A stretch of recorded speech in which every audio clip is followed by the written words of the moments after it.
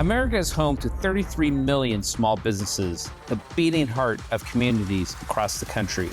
And proof that the American dream is still alive. This is a show about those dreamers and doers and the communities they serve. Their real life stories. Their struggles and successes. Their grit, determination, and passion. And the people who fight to keep their American dream alive.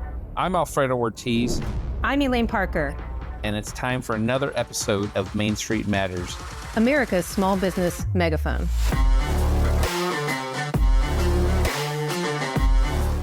Hi, and welcome to another episode of Main Street Matters, America's small business megaphone. I'm Elaine Parker, the president of the Job Creators Network Foundation. And I'm Jamie Bowers, one of the producers of the show. Thanks for sitting in with us today, Jamie. Of course, my pleasure. You can subscribe to the show at salempodcastnetwork.com or wherever you get your podcasts from. So Jamie, today we're joined by Andy Mangione, who is the Senior Vice President of the Association of Mature American Citizens, which is also known as AMAC. He's a passionate advocate for older Americans, and he's put the passion into practice as a key member of their leadership team. So it'll be interesting. Most people that I know, have heard of AARP. So I love talking to Andy and his team about AMAC because of all the good work that they're doing legislatively, that is working for their members instead of against their members. But we'll get into that in a little bit. I just wanted to spend a couple minutes talking about the economic report that came out on recently for November, the PCE, which is the Personal Consumption Expenditure Report. I'm sure nobody knows what that is, but they feel it every day because it's just another measure of what inflation is. Whether it's the CPI, the PCE, the PPI, it all says the same thing, that inflation is not going away and that Americans are getting poorer by the day, and the reckless spending continues to hurt this economy, drive interest rates up, drive inflation up, and the high cost of energy is hurting our small businesses. I think that about sums up the report, don't you? I think it does. And if anybody is coming off the Thanksgiving week, I drove about 600 miles to visit family in Indiana, and I definitely felt the pain at the pump, along with millions of others who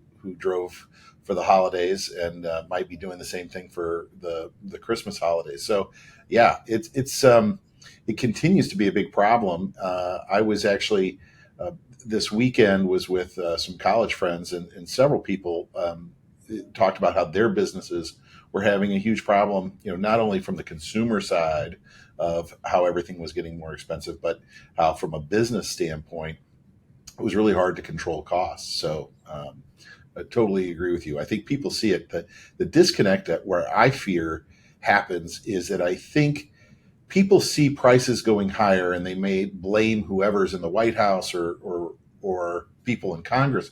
But I still feel like there's a disconnect between the money given out by Congress. People like the idea of getting either free student loans or free stuff. And I think it doesn't, I feel like there's a real disconnect in people's brains between, free stuff I like, I didn't realize that it has this effect on inflation. And so I still feel like there's a big education gap with ordinary Americans on why does inflation go up? And it's directly a direct response to this kind of government spending where we don't have the money, where we're borrowing the money. Well, it's interesting. I was at the gym this morning and a friend of mine was talking about how expensive gas is to put in his truck. And he said, I spend $130 a week putting gas in my truck, just a pickup truck. I mean, regular size pickup truck. And he's like, it's so expensive. And I said, I'm happy to tell you why if you want to hear it. So of course we don't agree in a lot of areas. And he just started laughing because he knew where I was going. And I said, I'm not kidding.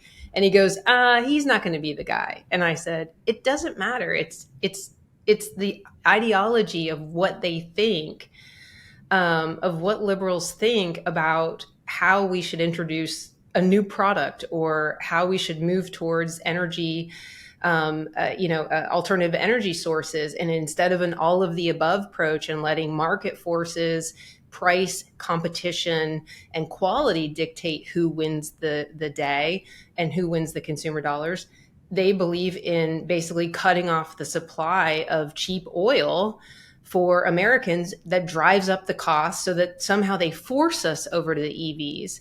And I said, it doesn't matter who's in office or who's running as a liberal. That is what that side believes. And that's what's hurting. I said, that's what's hurting you.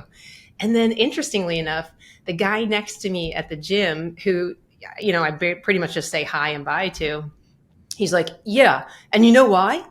And he's like this big burly guy from New York. You know why? Because that first day when they canceled that XL Keystone pipeline up there, he's like, that's what caused all these problems. And I thought, oh my gosh.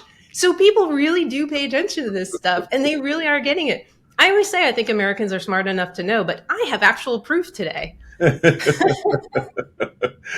Well, I think that the overall issue with spending, kind of going back to the thing, is that you can never take it back. You start giving away something for free, then immediately, I don't care how, logical you are, then everybody accuses you of, taking food off the table of, Right. Whether it's old people. I mean, that, obviously Social Security is a big issue, and some of those entitlements, Medicare, Medicaid, they're hugely expensive programs, and you can't even discuss fixing them, or the other side will accuse you of trying to, kill grandparents. And so, again, it'll be interesting to talk later in the episode with our guest, because, those are some big issues that are affecting older people, but they've become such a third rail in the political realm that no one can even discuss how to make a solution that works, or reforms that might make it last longer, or be more affordable. It's just crazy. Well, and remember, when the federal government talks about cutting, what cutting means, I know you're already laughing. Not increasing as much as we said we would increase. Right. It's just not even actually cutting. Right. You're still going to spend more money. You're just not going to spend as much as the legislators had hoped they were going to had proposed spending. They're just going to slow down how much they increase it by. So, I mean, don't get me started on the word cutting, because you would think that people were going to die over that. And It's just ridiculous. So, I mean, until we get some brave people in Washington, D.C., to really help people understand, we're going to be in trouble. I mean, the debt is scary. Personal credit card debt is scary. People can't get credit. I was looking at cars this weekend. I mean, interest rates on cars are as high as 10, 12%. And, the car dealerships are having trouble moving cars because that's people with good credit are getting, 8, 9, 10% with good credit. So imagine if somebody has, had some trouble, fallen on hard times, and they don't have impeccable credit. I mean, it's ridiculous. Yeah, it is really hard. And again, it goes to this idea that when people talk about the economy doing well, it's true. There are definitely some bright spots in terms of the numbers, but the fact that everything is more expensive, if you have any kind of adjustable rate mortgage, you're paying several $100s more a month for your mortgage than you were, 2 years ago. And that adds up on, because that's post-tax dollars. Well, in 2018, the average cost of a home was $200,000. Now the average cost of a home just 5 short years later is $400,000.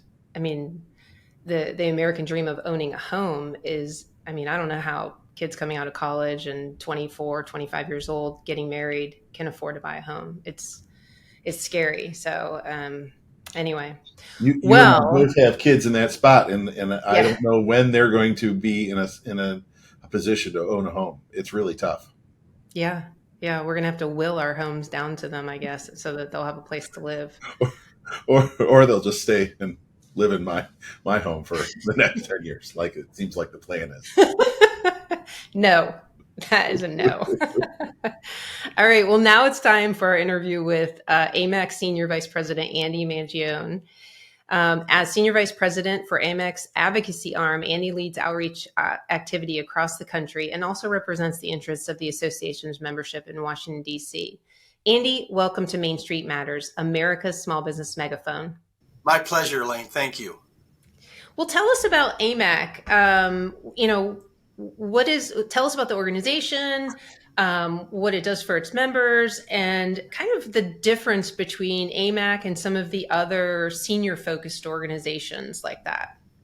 Well, we've got a great story to tell, and I appreciate for the opportunity to tell it. AMAC was founded back in 2007 by an individual who felt that the other organizations for seniors didn't necessarily represent his views. This was a guy that right out of high school served honorably. His name is Dan Weber, and we lost him in 2020. And so we're trying to perpetuate his legacy. He joined the Air Force right out of high school. He served honorably for 4 years, married his high school sweetheart along the way, had a bunch of kids. When he was discharged, picked up a bag, and he went to work for Allstate Insurance. After 10 years of doing that, he started his own insurance agency on Long Island and was very successful, worked very, very hard. He used to tell me that the key to success is to work half a day, 6 days a week, but that half a day was 12 hours. So he worked very hard, okay? So he built this business up, and then I like to say, like everybody from Florida, everybody from New York, he retired to Florida. And he joined a large seniors organization. And it was interesting. It was AARP that he joined. And it was during one of the George W. Bush administrations that when Harry Belafonte went over to Venezuela, stood next to Hugo Chavez, and they both called George W. Bush the biggest terrorist on the face of the planet. And then, not so uncoincidentally, because nothing happens by coincidence in my mind, his AARP magazine arrived shortly thereafter. And who was on the cover? Harry Belafonte being honored as Humanitarian of the Year. And he took a step back and said, this organization doesn't necessarily represent my views. So he looked around for an alternative. And there was nothing substantive for him to join. So he took his own money and he started up AMAC in 2007. We are the conservatives' alternative to AARP. Now, we are nonpartisan, and I can tell you that because we don't endorse candidates. But we support conservative policies. We are huge supporters of small businesses. A lot of our members skew younger age-wise than the other group's members, and a lot of them are still working. A lot of them own small businesses. So you fast forward to 2023, we have 2.1 million members. These are dues-paying members in all 50 states. And when someone joins AMAC, they have access to a full, robust menu of member benefits, all the insurance products that compete with the other guys, roadside assistance, travel discounts, lifestyle products. We're constantly building that out. And AMAC is actually 3 organizations, one I just described. The second would be AMAC Action. I'm on the leadership team at AMAC Action. We are the advocacy arm of AMAC.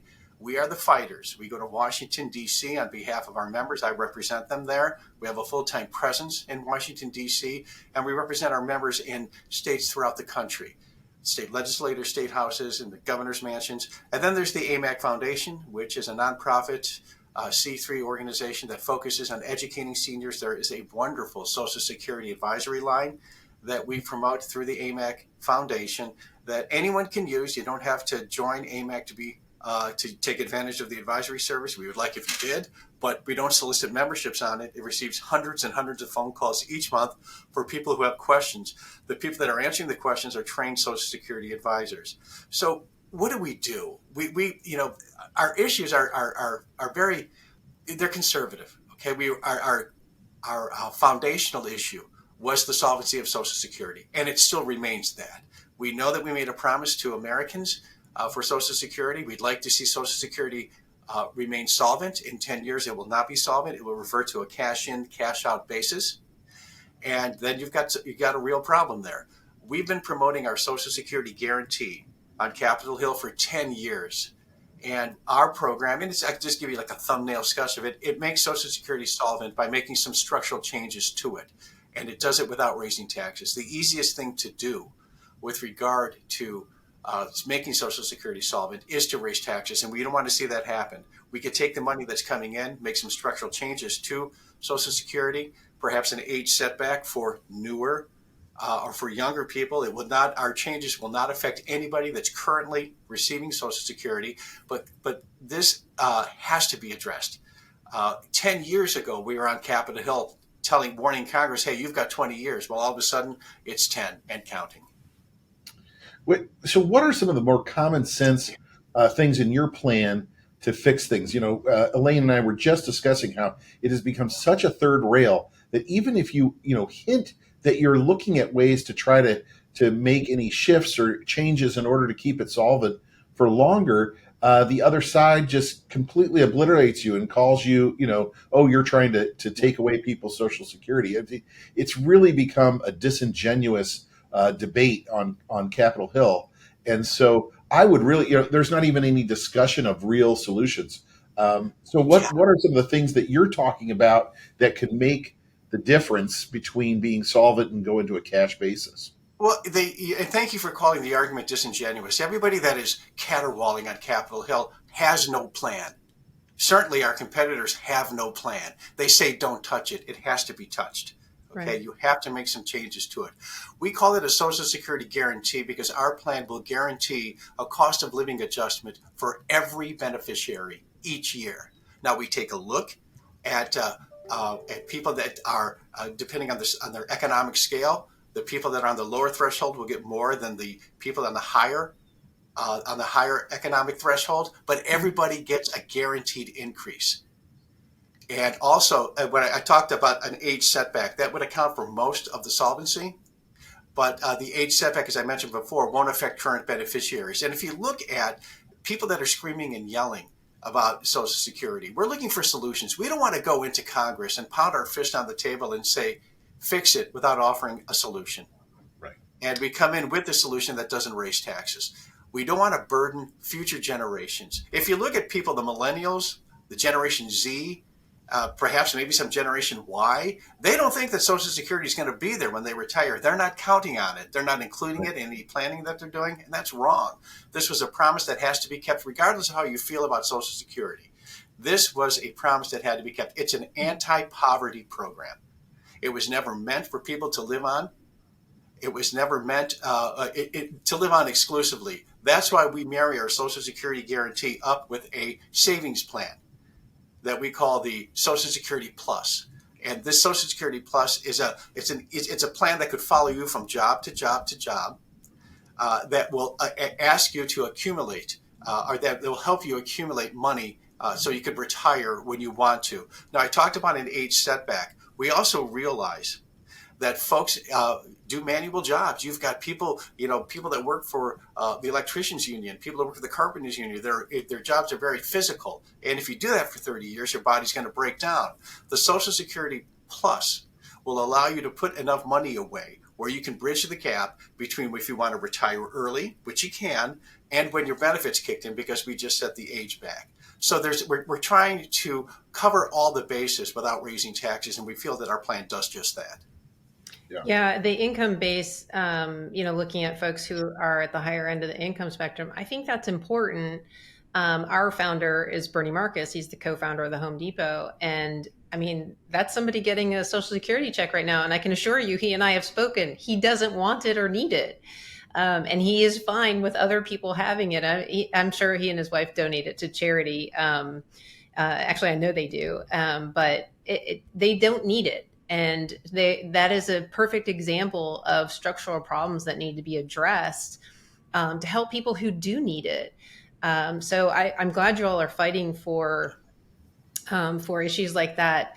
I wanted to turn attention to sort of the differences between AARP and AMAC, just from a personal standpoint, because my mom was an AARP member back in the day, and she was one of I think they got when they got behind Obamacare, they got 60,000 cut up cards in the mail. There was a big push to do that. So she was one of them, and just railed against the Obamacare, but that turned her against AARP immediately. And what I've seen recently, and Jamie and I were just talking about, is these commercials that they're running that basically say, hey, we know you don't really agree with us, but we can help you with a lot of things and get you some discounts. And it's the funniest commercials, because they're obviously targeting more conservative members to try and reach that population. But they're basically saying, yeah, you're not going to like what we do and we're going to work against you, but please come on over to us. It's just the funniest message I've ever seen. I'd love to know who their marketing company is. What marketing genius came up with that? But who are the ad wizards? You look at the biggest difference. The biggest difference between AMAC, the Association of Mature American Citizens, and the other guys. We listen to our members. We poll them. We've been polling them on a weekly basis for 17 years. I work in advocacy. We touch our members every single day, our volunteer member advocates, and we listen to them. They are the ones that put issues in our issues portfolio when we go to Washington. And it's been expanded. We have issues. Yes, Social Security is a huge issue, but all of a sudden we find ourselves involved in, at least since 2020, in election integrity, and involved in what's going on in schools with CRT and transgenderism, because these parents and grandparents have told us to. We respond to our members' needs, and we take them to Washington and in states throughout the country. I check my email every day. I mean, you guys know how email is. You can spend all day answering email, which is completely not productive, but that's the topic of another podcast. But anyway, yeah. I think that, our advocates, our volunteer advocates bring us issues in the states. We work in coalition with other conservative organizations on specific issues that are of interest to our members and support our mission. The biggest difference is that we are a member-driven organization. We respond to our members' needs, and they have no proclivity in telling us exactly how they feel. We've actually gotten involved in a couple of corporate advocacy campaigns. All right, just to give you an example of how engaged AMAC members are. This year alone, our members have made over 740,000 contacts with members of Congress, that's the United States Senate and the House of Representatives, President Biden, state legislatures across the country, and some corporate executives. We found ourselves last year when Disney when they woke up real smart one day and decided to take on Governor DeSantis and parental rights in Disney, our members responded by sending over 240,000 messages last year to the C-suites and to board members, telling them exactly how they felt about their woke policies. 2 weeks after we launched our campaign, Disney fired its director of corporate relations or community relations, some title like that. We'd like to think that we had something to do with it. So what we do is give our members a platform. One of the reasons that Dan Weber founded AMAC was that he felt that the voice of conservative, mature Americans, and we identify them as 50 plus, although anyone can join AMAC. If you're 45 or if you're 25, you can join a large conservative organization like AMAC. But he felt that voice was underrepresented, and he was right. So we give our members the platform, these call to action campaigns that we run, that resulted in 740,000 plus contacts made with legislators and other decision makers. We give them this. We support and oppose legislation on Capitol Hill. That's another avenue for our members' voice to be heard. And our members are extremely engaged, and they are very well versed in the issues. Well, it's such a needed area, and as we all know, seniors are very important from a political standpoint because they have a higher propensity to vote.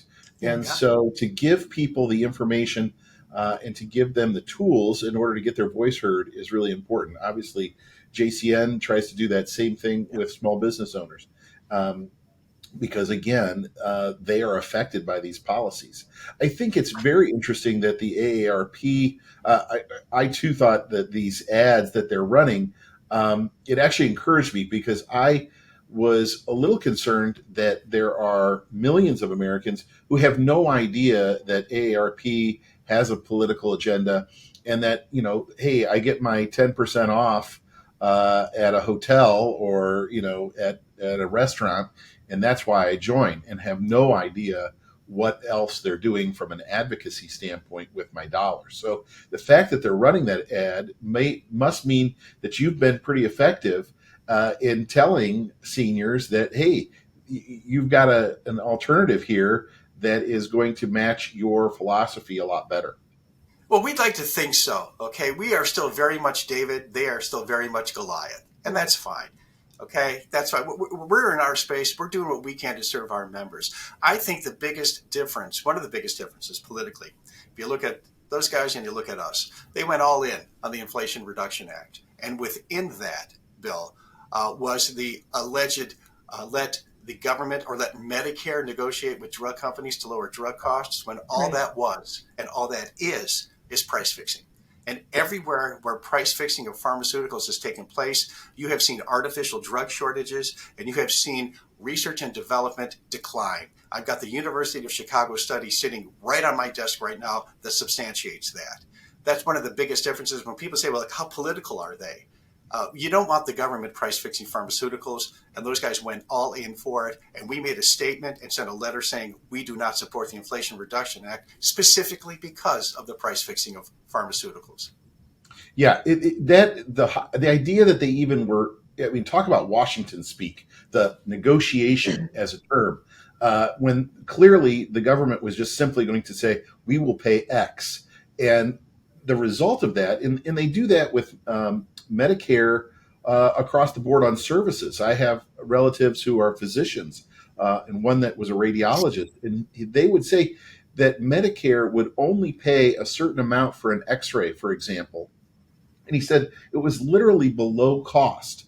They were losing money on every X-ray that they did for a Medicare or Medicaid patient. Right. And he said what the result was is that everybody else is paying more to cover that shortfall. And I think the same thing is going to happen on the drug side.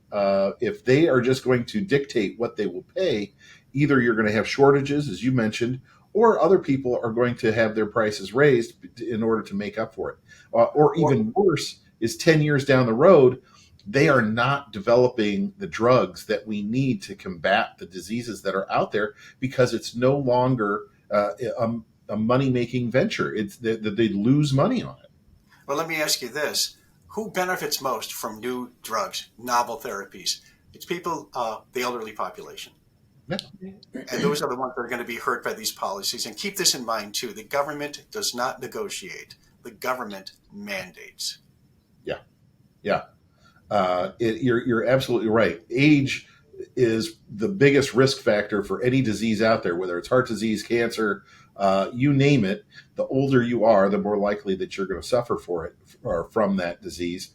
And if they now make it no longer a profitable venture for drug manufacturers to look for things that will help old people because the government will just simply not pay for them, then you're really going to have a bad situation 10 years down the road.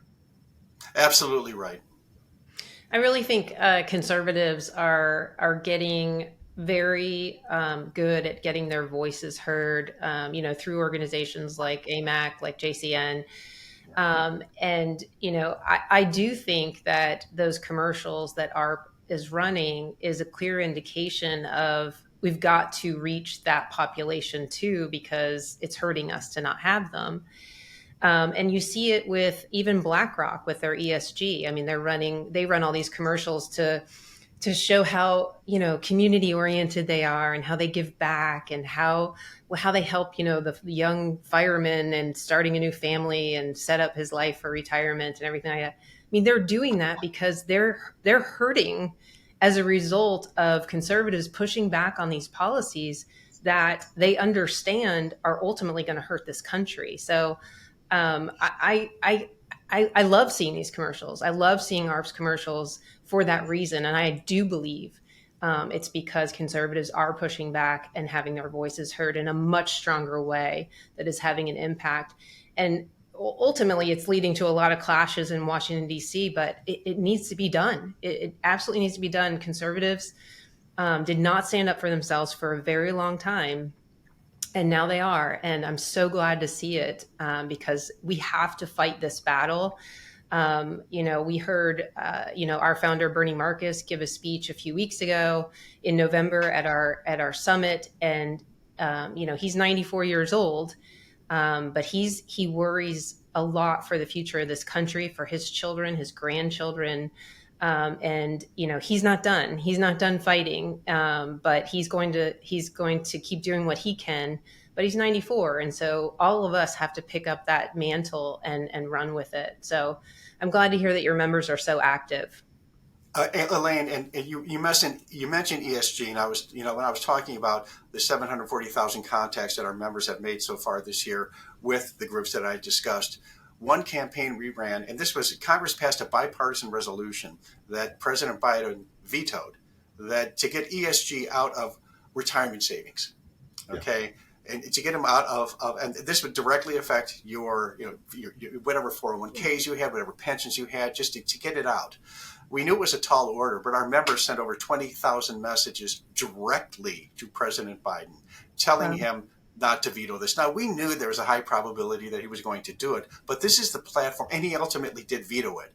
But this is the platform I'm talking about. This is the pushback. And even though we were not successful in that particular campaign, the message was still sent. And I think that message is resonating in Washington and in states throughout the country.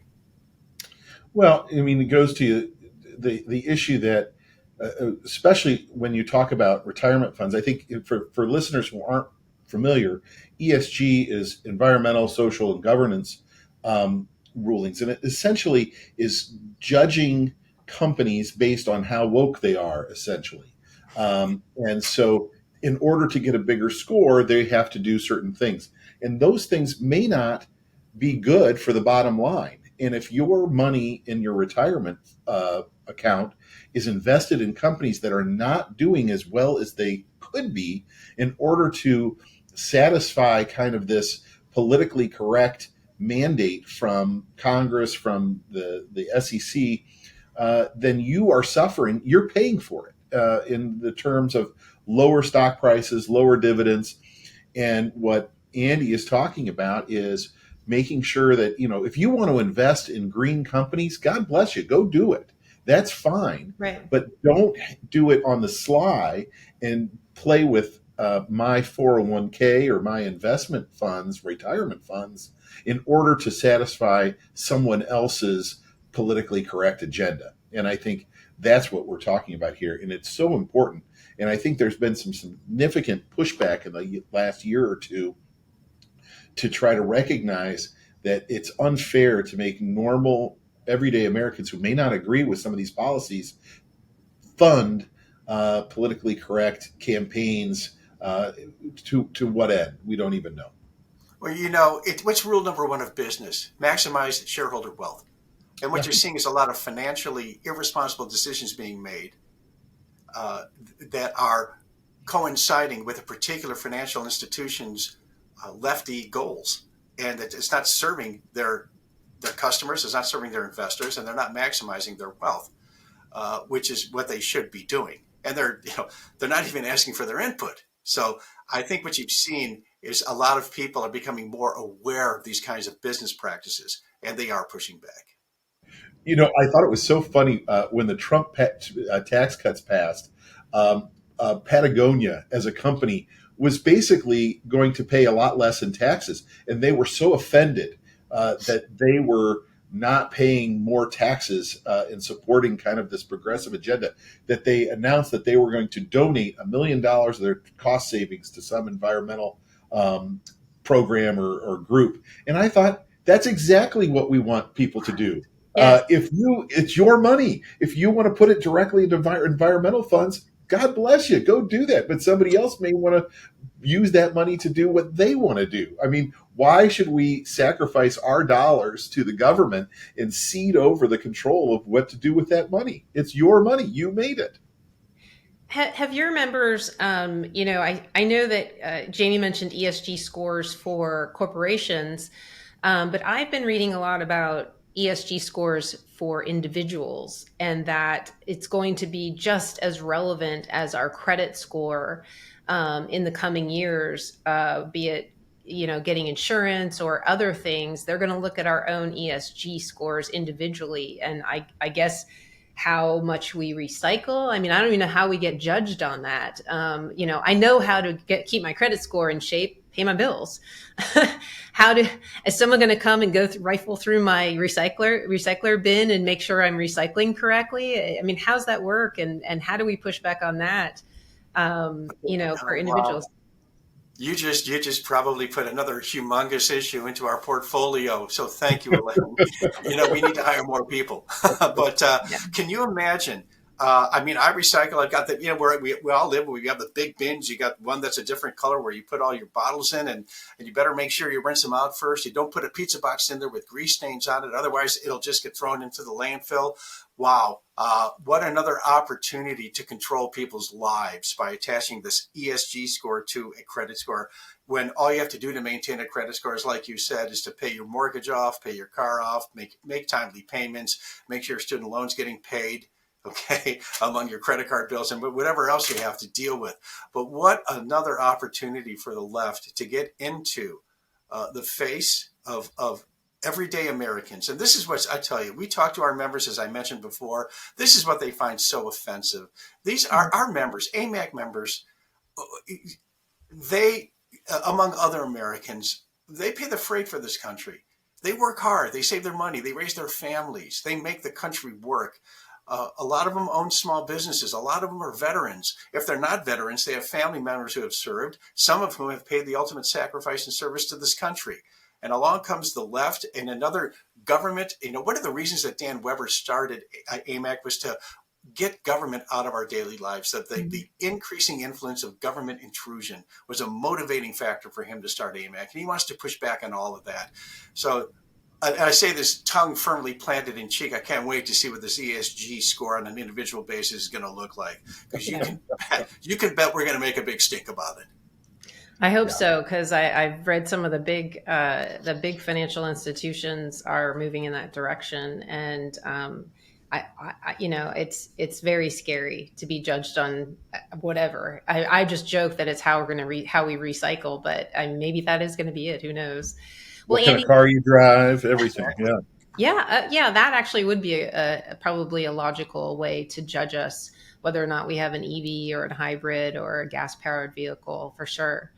Well, Andy, where can everyone go to learn more about AMAC and how to not only join as a member, but also get involved on the advocacy side? Well, first, join AMAC. Participation in our call to action campaigns and taking advantage of the other member benefits and everything else that we have to offer. Join AMAC. It only costs $16. And it covers a household. So it could be you and your spouse. And you go to amac.us, or you could call toll-free 888-262-2006. That's 888-262-2006. We put out a wonderful magazine. We have a news app. A lot of people rely on that's growing. A lot of people rely on for news and information. Our magazine is a tremendous asset. It comes out every other month. It's chock full of great information, and it's the very first thing that you can do is join AMAC to take advantage of these benefits. Try us for a year. It's only $16, and we have right now 2.1 million members who have a strong voice in Washington, but we need to make that voice louder. Absolutely, and I am going to join today, actually. Well, Andy, thank you so much for taking the time to join us on Main Street Matters, America's Small Business Megaphone.